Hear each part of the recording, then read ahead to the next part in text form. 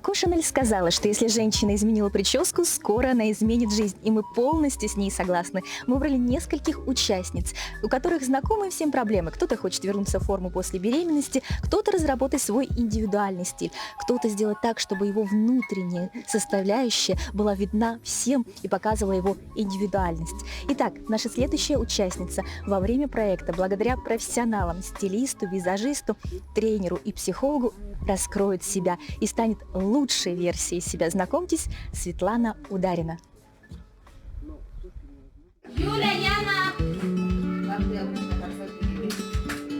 Многодетная мама, любимая жена. Светлана живет в городе Покровске, работает художественным руководителем в культурном центре. Это человек полный, энергичный, просто неиссякаемая энергия. Она везде, у нее прекрасные организаторские способности. Она может любого здесь у нас в нашем клубе, в Центре культуры Саргату-Гюльгите, заменить. Мы ее заменить не можем, а она нас всех может заменить. Командовать и руководить у Светланы в характере. И дома, и на работе все уже привыкли делать так, как решает она. Дети, как и мама, очень творческие. Младший сын Данил, несмотря на свои всего 7 лет, уже выступает на большой сцене.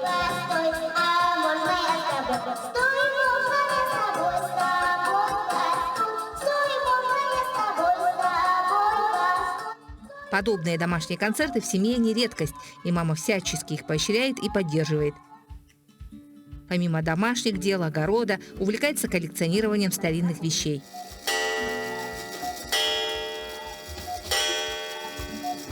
Работа, семья, увлечения, но на себя времени не хватает катастрофически. Ее работа – устраивать праздники для других, и считает, что пришло время праздника для нее.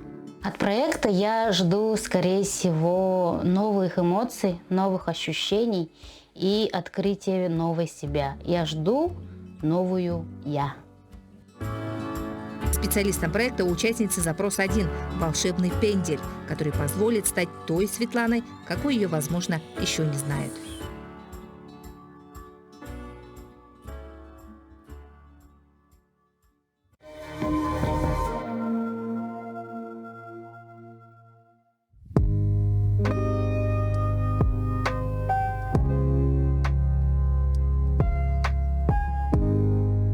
Съемки телепроекта проходят на живописном берегу реки Лены. Участницы, эксперты телепроекта «Съемочная группа» живут на турбазе прямо напротив величественных ленских столбов. И соседство с этой красотой, кажется, им очень нравится и даже вдохновляет. Как же не восхищаться этой необыкновенной природой? Туристы могут не только отдохнуть на турбазе, но и съездить и посмотреть на удивительные поющие скалы. Этот маршрут начинается у села Синск и пролегает вдоль реки Синяя. Из-за расположения скал и их формы сильный ветер звучит как своеобразная музыка, поэтому и назвали эти скалы поющими. Наша героиня, как мы уже поняли, не из робкого десятка, как там у классика. Коня на скаку остановит, в горящую избу войдет. Привыкла все решать сама, знает, что где должно лежать, а если что-то не так, сама поправит, не проблема. Единственное, с чем пока сама не может справиться Светлана, так это с парой-тройкой лишних килограммов, которые у нее появились после рождения сына и никак не хотят уходить. Поэтому на проекте очень надеется на помощь и советы специалистов, особенно тренера. Светлана, как человек очень занятой, не хочет тратить драгоценное время на занятия в спортзале. Ирина Севрюк. Персональный тренер, трехкратная чемпионка мира по масс-рестлингу, 10-кратная чемпионка Якутии, лауреат Ассоциации национальных видов спорта «Сахада Спорт», имеет образование педагога-психолога и 10-летний опыт в качестве тренера, занимается фото- и видеосъемкой, любит путешествия, увлекается музыкой и психологией.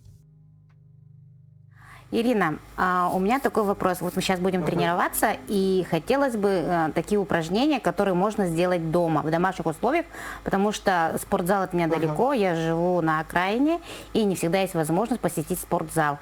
Какие упражнения можно делать дома в домашних условиях? Хорошо, отлично. Ну, допустим, к примеру, вот у нас есть замечательный диван, телевизор, в принципе, да, к которому мы можем быть привязаны, можем начать приседать.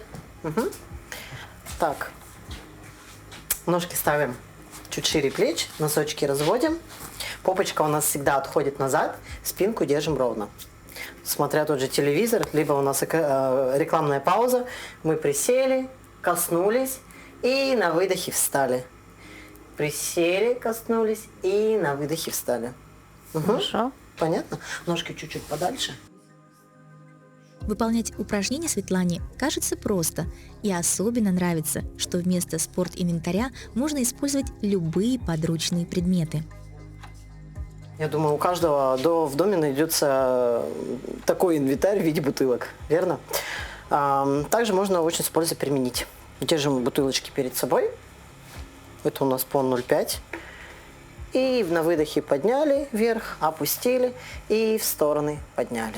Угу. Вверх подняли, вдох сделали, на выдохе подняли. Угу. Когда опускаем, вдыхаем, Да. подняли, Вдох вдыхаем. и выдох. Вдох и выдох. Здесь локоть контролируем и кисти не заваливаем. Хорошо? Работает у нас верхняя часть тела. Угу. Значит, вот. Фу. Да. Корпус чуть вперед. И в стороны выдох. Хорошо. Корпус чуть вперед. Угу. В сторону. Выдох. Угу. Вперед вдох. Угу. Выдох. Хорошо. По-моему, не сложно, да? Нет, не сложно. Ну, по мере возможностей можно увеличить вес. То есть, если вдруг легко становится, да, у каждого свой уровень. Но это мы тренировки. тренируем руки. Это мы тренируем плечи и руки, да.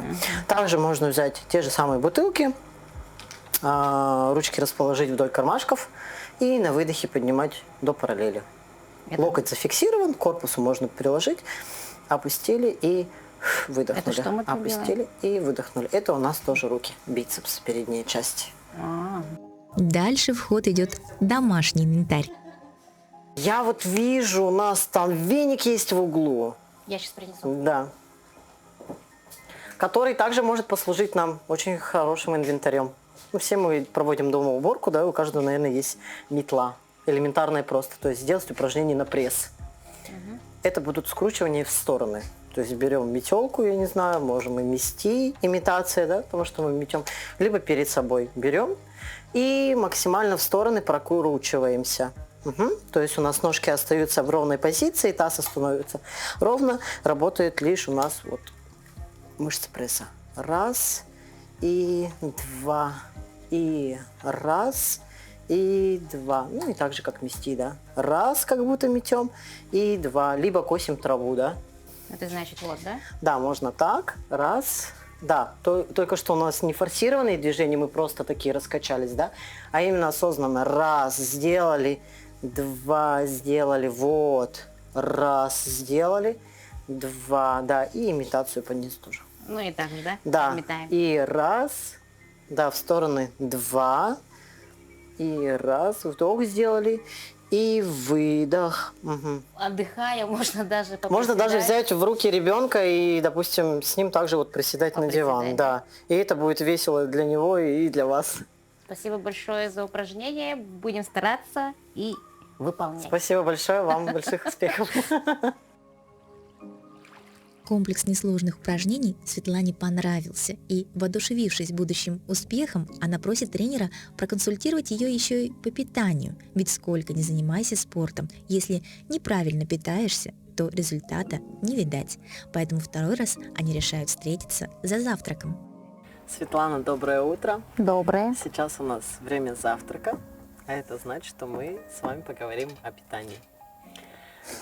Мы знаем, что большая часть успеха зависит именно от него, а это целых 80%, поэтому очень важно соблюдать режим правильного питания, чтобы качество тела наше было в соответствующем виде.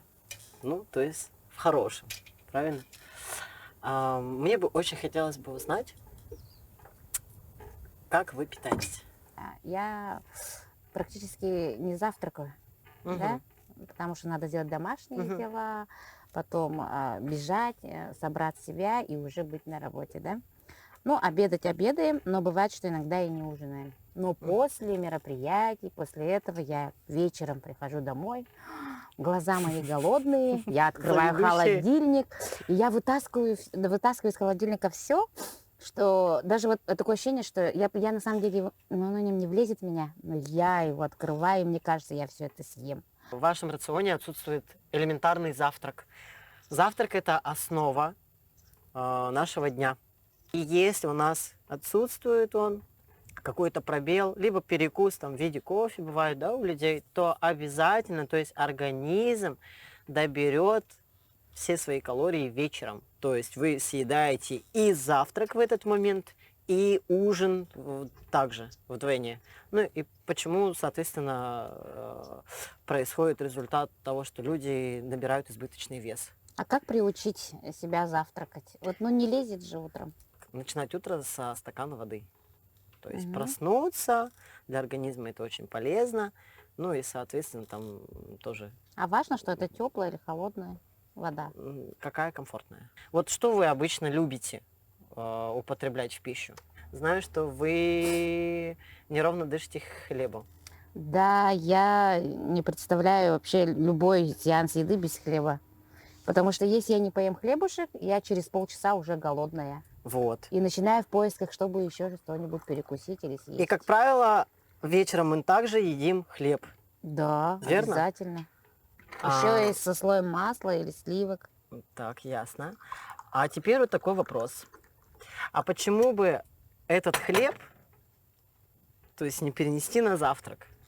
Хорошо. Но, то есть важно понять, что вот вы питаетесь привычно, да, правильное питание это не то вот, как в жесткие рамки посадить человека, вот слово диета же есть. Ну, вот я хотела как раз Да. спросить. Вот, например, понятно, что я человек, ну, в теле, да, и я, конечно, хотела похудеть, как любая женщина, хотела бы принять форму, вот как у вас прекрасная фигура, Спасибо. мечтала бы о такой иметь, Спасибо. но я и на БАДах вот этих известных брендов была, и диеты были, и раздельное питание, но я все равно как бы устала считать вот эти, да, вот с калориями. Потому что жесткие границы. Да, и Должна вот это, и бывают уложиться в срывы. цифры. Вот как, вот что вы посоветуете, вот что есть, какая тарелка у меня должна быть? Хорошо, хороший вопрос. Без подсчетов. Без подсчетов. Хорошо. Все возможно, все нужно кушать организму, но в меру. Ключевое слово мера, а не все. И много. Это Вот. значит, если вот я могу себе позволить и мясо жареное, да? Верно. Макароны могу позволить. Да, только мясо жареное не то, чтобы там вот масло вот так вот утопало, да, вот. А жареное мясо, почему бы и нет, если организму хочется. Макароны – это сложные углеводы, мясо у нас белок. Ну, значит, я теперь спокойна, я могу это съесть. Вообще, С удовольствием. без проблем. Приятного всем аппетита. Приятного аппетита.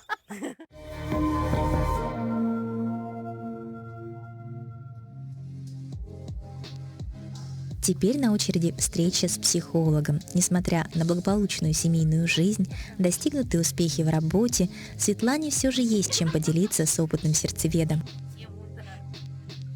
Ксения Ивашковская, семейный психолог, психотерапевт, тренер школы гибких навыков, помогает лучше понимать себя, справляться со сложными жизненными ситуациями, обучает навыкам безопасного общения и управления конфликтами, автор блогов и публикаций в СМИ по детско-родительским отношениям.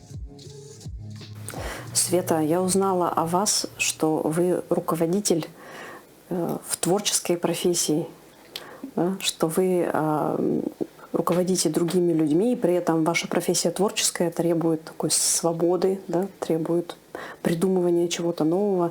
И вы говорили о своей усталости, да, о том, что в вашей работе вы напряжение испытываете, и не только, да, что вы контролируете многие вещи в жизни. Это утомляет, истощает. Да, я работаю художественным руководителем, и творческий процесс, который зависит от меня, от моей команды, от нашей команды. И в большинстве случаев получается, что даже в семейной жизни я приношу в семью, и там тоже у меня идет контроль, все должно быть вот по полочкам разложено, чуть ли не расписано. Как реагируют на ваш контроль вот ваши коллеги, и как дома реагируют на ваш контроль? Коллеги иногда говорят, что слишком много меня, так же, как и домашние. Как будто бы я их не слышу, и вот так надо, значит, так надо сделать. Давайте я сейчас вам вопрос такой задам, который может выйти на какой-то опыт, болезненный опыт. Когда-нибудь бывало такое в вашей жизни, что вы что-то не проконтролировали, и это плохо кончилось? Ну, было такое, что я ребенка не могла... Вот я знаю, что он приболел, да? Вот надо было вот остаться, например, дома и его полечить хорошо. А вот я решила, что мне надо... Вот работа важнее, иду, а домой прихожу, а там ребенок с температурой плюс 40. И я потом, меня ждут бессонные ночи, и ребенок сильно-сильно страдает и болеет. Ему нужно внимание мамы. Так бывает, когда мы столкнулись с тем, что что-то случилось, мы говорим себе, надо было это еще лучше контролировать.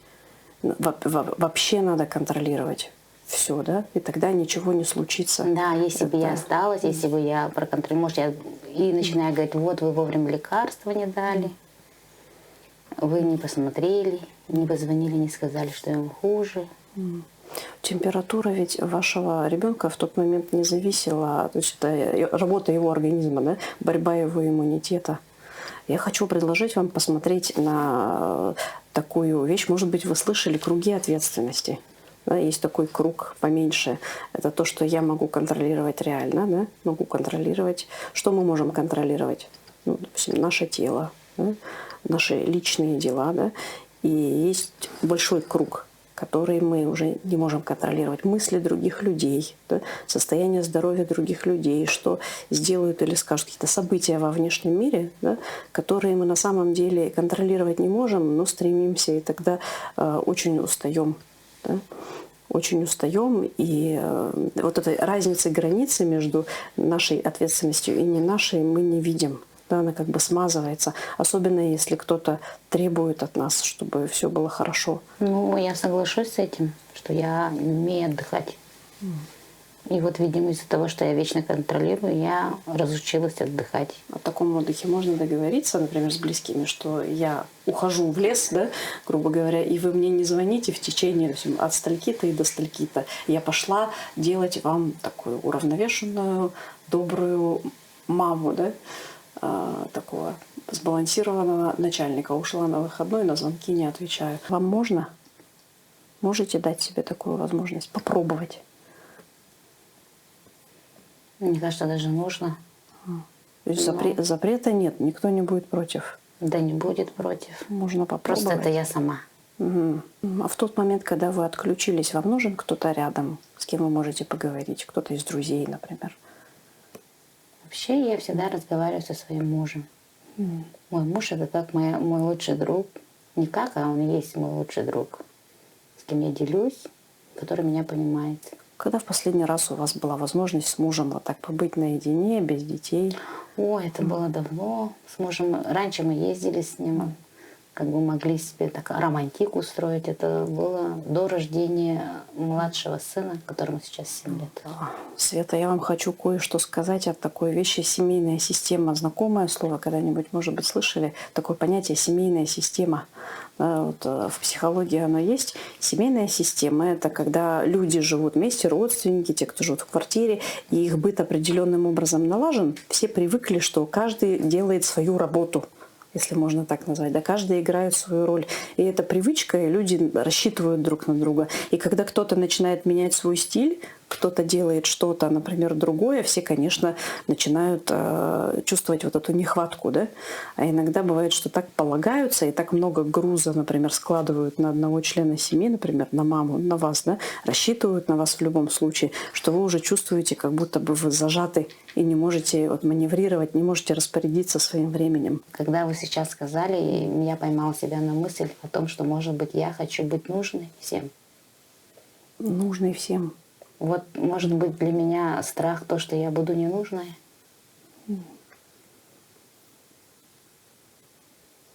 Может, поэтому я 24/7 всегда на связи. Чувствовать и почувствовать, что я нужная. А что, если вы не перестанете быть нужной, если начнете, добавите немного времени для себя? Вот, например, психологи все со мной согласятся, что отношения супружеские, им нужно специально прямо заниматься. Да? Мы же становимся очень родителями, руководителями, очень многие вещи нас отвлекают, и как бы вот эти партнерские отношения, они все меньше получают, меньше, да? Вот, и прямо нужно специально заниматься, чтобы поддерживать этот огонек между супругами. Это важная работа, и прямо ее ее можно ставить в план, в деловое расписание, обязательно дружить с мужем регулярно и не менее, там, например, часа еженедельно. Тут дело в том, что может тогда вопрос мужу задать, а он отдыхает со мной, когда я с ним езжу. Он на такой вопрос вам еще не отвечал? Я и не задавала никогда. Ага. Слушайте, это же классное исследование. Интересно, что он ответит? Какие у него есть пожелания к отдыху? Значит, надо по приезду спросить, как бы он хотел отдохнуть. А может быть, удастся создать какую-то идею, свежую идею для совместного отдыха? Если он даст какой-то другой ответ, то это будет поводом подумать о том, что можно сделать. Да? Да. Угу. Я постараюсь попробовать. Да, надо попробовать. Просто попробовать. Сильно, допустим, жестких обещаний себе и кому-либо не давать, а просто попробовать, да, оставить себе свободу в этом.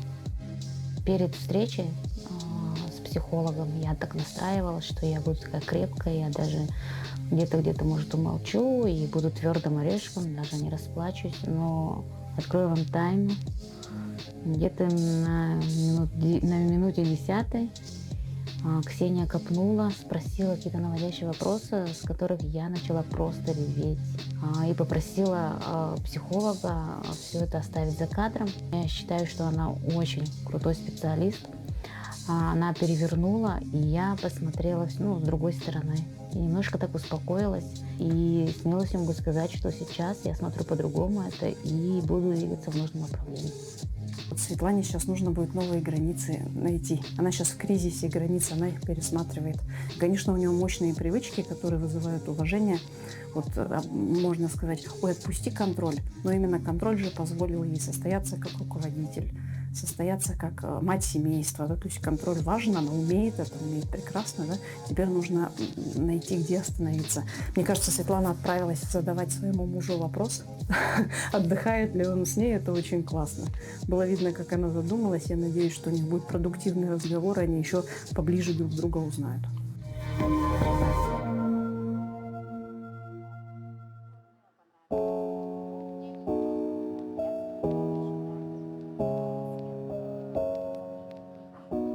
До этого времени во всем уверенная в себе Светлана теперь спешит услышать оценку специалиста по ее гардеробу. Неужели и тут найдется в чем ее критиковать?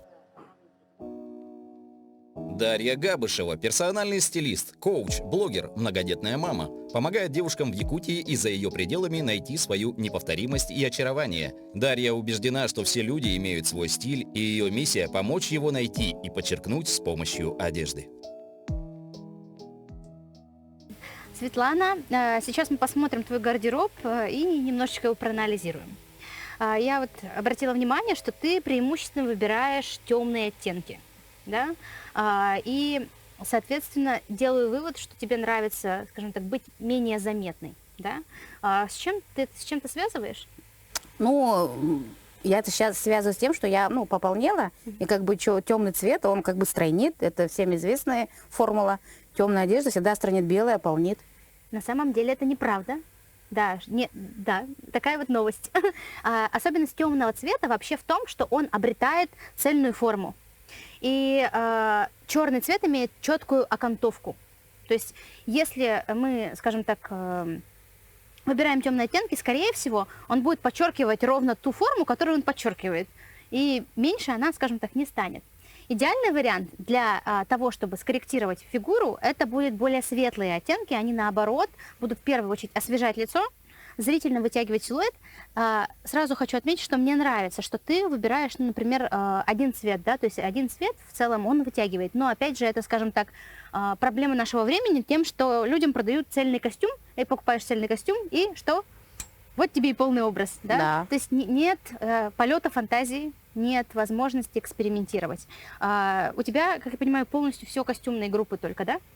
В основном, да. Но я не соглашусь все-таки с темным цветом. Если, например, я одену этот цветный костюм, да, я в нем буду шире, чем я буду вот в этом черном платье. Момент платья в том, что это же от фасона еще зависит. То есть в данном случае платье у тебя, правда, хорошее черное платье, но мне очень нравится. И мне нравится, кстати, что ты здесь добавила брошку. Украшения я, кстати, не ношу. А почему? Это очень редко. Я хочу вот сегодня попробовать опровергнуть твою гипотезу о украшениях. Специально для тебя в твоем образе, который мы подготовили тебе в подарок, будут украшения, и это точно должно разрушить все стереотипы, которые есть у тебя в голове. Точно так же, как мы подобрали более светлые оттенки для того, чтобы ты наконец-то избавилась от темного и поняла, как сильно тебе идут классные, яркие и освежающие цвета. Прям яркие. Да? Мне уже страшно. Страшно? Я думала, ты скажешь, как здорово! Я никогда не носила яркие вещи, потому что, да, действительно, у меня все в темном. Я считаю, что темный цвет стройнит. И даже другие тоже замечают и говорят, что я всегда в черном, цвета уже хватит, не носи. Но мне У нравится тебя имя черный. Света. Меж Света. Но Свете нравится черный. Свете нравится. Свет в конце тоннеля, да? В общем, Света, здорово на самом деле. Мне нравятся, с одной стороны, те вещи, которые ты выбираешь, но хочется все-таки добавить чего-то еще, потому что я понимаю, что жизнь, она скоростная, костюм одел, побежал, удобно. Но есть же и другие сферы жизни. Может быть, там с мужем куда-то сходить, в кино сходить, с подружками встретиться. Тоже для этого тоже нужно иметь какие-то вещи в гардеробе. Ладно, Дарья, я вам доверюсь. Дерзайте. Делайте из меня что хотите. Посмотрим. Будем посмотреть. Супер, отлично, спасибо за доверие. Я тоже многодетная мама и прекрасно понимаю, что хочется экономить время. Самый главный совет для тех, кто хочет сэкономить время, в том числе для мамочек, это заранее приобретать капсульный гардероб. Не костюм, а именно капсулы. Как вообще работает капсула? У нас с вами больше верхов, чем низов. Например, одни брюки, одна юбочка, которые нам идеально подходят, и к ним идеально подходящие 3-4 рабочих верха. Хочется, чтобы Светлана внедрила в свой гардероб аксессуары, которые будут освежать ее образ, и даже если вещи будут темные, то будет уже контраст и будет изюминка. Она пообещала, что придумает мне какой-то яркий образ. Я готова к экспериментам. Надеюсь, результат будет яркий, неожиданный, и я понравлюсь себе. А если я понравлюсь себе, я и понравлюсь вам.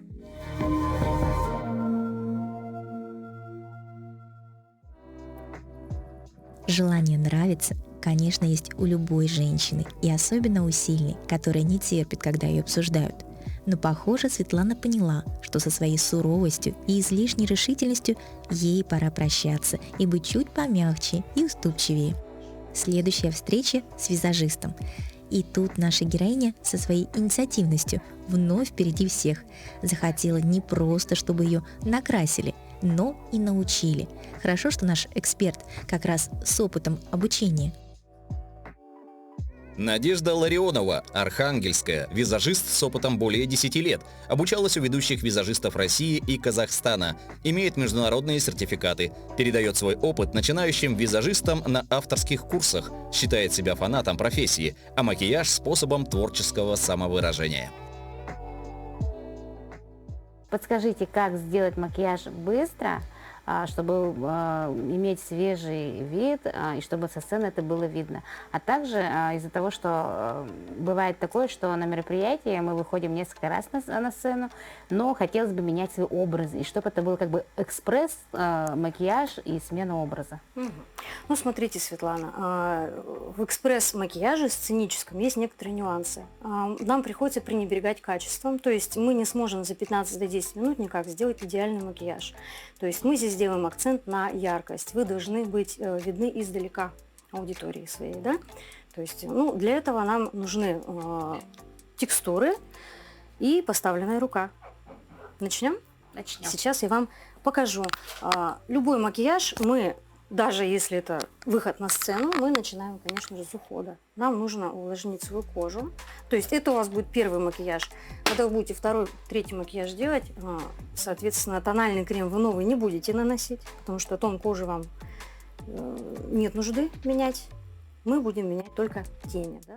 Надежда заодно дает ценные советы нашей героине по выбору косметики и уходу за лицом.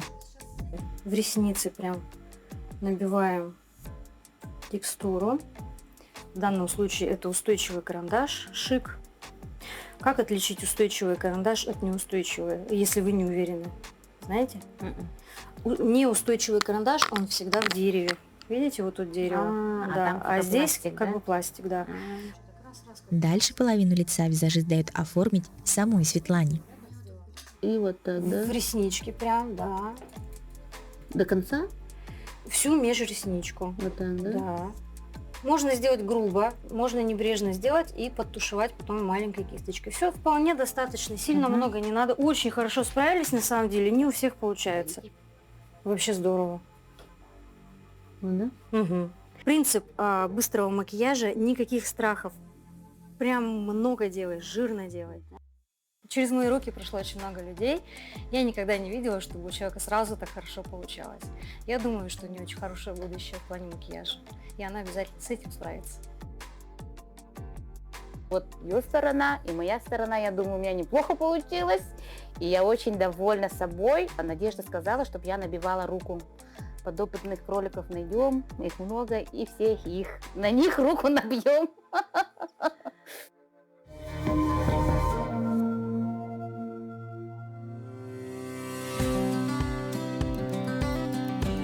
Впереди финал. Наши героини получают в подарок от спонсора 2 наряда, и в них они должны предстать на заключительной сцене нашего проекта. Понравятся ли образы, подобранные стилистом нашей Светлане? Очень много волнительных моментов у наших участниц, но, конечно, самый волнительный сейчас. Итак, Светлана, скоро она увидит свой новый образ. Прошу в зеркало. Смотри, какая ты яркая, красивая. Роскошная. Необыкновенно. Вообще классно. Просто вообще необыкновенно. Ну и какой Какой цвет. Да, как цвет. Ты такая Очень яркая, непривычно. такая летняя, такая вообще свежая. Слушай, это цвет радости, а? Очень радостно смотреть даже. Очень освежает. Пока не могу подобрать слов. Вот я хотела праздника, да, и вот в таком вот наряде спасибо. Спасибо, Дарья. Я вот действительно вот захожу, и такой праздник. Сама как праздник. Праздник Такая был яркая, На этот раз праздник для вас. позитивная. Мне кажется, теперь образ соответствует характеру, вот полностью. Я хочу сказать Надежде большое спасибо. Спасибо за доверие. Такой мейк, вроде бы он есть, и вроде бы его нет. Он не такой не вульгарный, ничего. Украшения я вообще не ношу, но здесь даже это вообще круто. Я не знаю, нет слов. Применили субботу. Светлана тонко чувствует свои пропорции. Она прекрасно знает и понимает интуитивно, что ей идет, что нет. Единственное, вот, на что хотелось бы вот скорректировать, это цвет. То есть я желаю тебе, Света, вот в дальнейшем пробовать, изучать, экспериментировать, потихоньку, помаленьку. Ты можешь не прям сразу брать розовое платье, да, а может быть там какой-то аксессуар, какую-то деталь, понемножечку цвет, привыкать, а потом не заметишь, как в следующем году уже сама будешь бегать в желтом сарафане, и уже, да, и тебя уже будет не остановить. Нам очень понравилось, поэтому мы теперь ждем второй образ.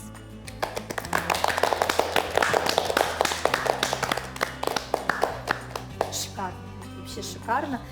Я тоже люблю черное, и каждая вот перемена была тоже постепенной, вынужденной из-за работы. И я вот сейчас понимаю, что человек наконец-то увидел в себе, что он может носить, носить яркое. Как сама жизнь, да? И в этом очень много радости. Я даже смотрю, у меня эта эмоция появляется при взгляде на Светлану. И в этом платье оно такое свободное, прямо для креативного человека прямо самое то. И кажется, кажется, его еще можно сочетать с какими-то, может, накидками, да? Да, безусловно. Вообще это платье, оно по стилистике бохо, и оно всем знакомо. Вот, например, всем якутским девушкам этот фасон знаком, потому что он похож на что? На холодай. Да, на холодай очень похож. И, то есть это такой, не сказала бы, знаете, такой прям резкий эксперимент. Это такой плавный. Незатейливый, да, чтобы без резких изменений формы. Это привычно. Многие девушки саха используют это в своем гардеробе. И, кстати, похолодая сейчас очень актуально. Это стиль бохо, который можно по-разному интерпретировать. Наша героиня звезда ушла, чтобы вновь озарить наши лица. Итак, Светлана, ждем. Света, я люблю тебя, Света. Потрясающе. Я не знаю, какая я. Посмотри. Ой! Это очень классно. Света, это потрясающе. Вот это вот, да, никак не могла бы сочетать с пайетками что-то. И вот Дарья, наверное, тут угадала, и мне очень близко вот эта многослойность, это вот стиль бохо, да, что-то в этом есть, вот откликается мне вот. И вот сережки даже, ну, мне вообще все нравится. И цвет идет. Вот просто, казалось бы, ну, зеленый цвет. Да, как бы, да. да, он не яркий вроде, но тебе Но просто, не каждому подойдет. вот просто светишься. Реально. Ну, я вообще нереально такая вообще. Реально нереально. Это точно. Я реально нереально. Реально, да. Спасибо большое. Приятное дополнение. Да, просто, Да. просто Чуть-чуть второе имя приобрели, да? Праздник, Света праздник. Ну, а в напоминание, что ты праздник, что ты звезда, и что, я уверена, когда ты проработаешь все эмоции, не даст соврать психолог, что мы увидим еще больше праздника, какой-то новый, абсолютно невообразимый стиль, свой собственный. Мы дарим тебе вот такой сертификат. А так как нам рекомендовали, чтобы у тебя были украшения, вот наш вклад от ювелирной компании Керге на 5000 рублей. Вау! Наш вклад в твои будущие украшения. И мы надеемся, что мы их на тебе увидим. Света, ты же знаешь, что все эти образы будут твои. То есть ты 2 образа эти получаешь в подарок. Круто вообще! Собралась такая отличная команда. У нас уже есть планы на будущее. да, уже У нас всё. есть уже результаты. То есть мы добились. Я считаю, что работа прошла успешно. Здесь меня на проекте все называли Света праздник, потому что Света хотела праздников. И этот праздник для себя я получила. Поэтому благодарю всех и вся, и всех, кто помогли, кто оказаться мне здесь, в этом прекрасном месте, с этой прекрасной командой. И надеюсь, что сейчас я не остановлюсь. Здесь столько мотивации, что я должна пойти вперед, и, возможно, даже откроются другие дороги, и я решу сделать шаг ко всем своим целям.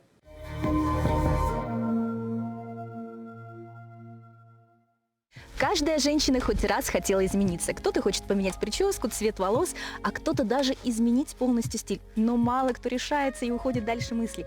А вот наши героини, смелые женщины, они решились на участие в проекте и изменились полностью. Это проект «Я», где мы рассказываем о том, как благодаря специалистам, психологу, тренеру, визажисту, стилисту меняются наши героини и находят свое новое, лучшее. Не пропустите в следующие выходные.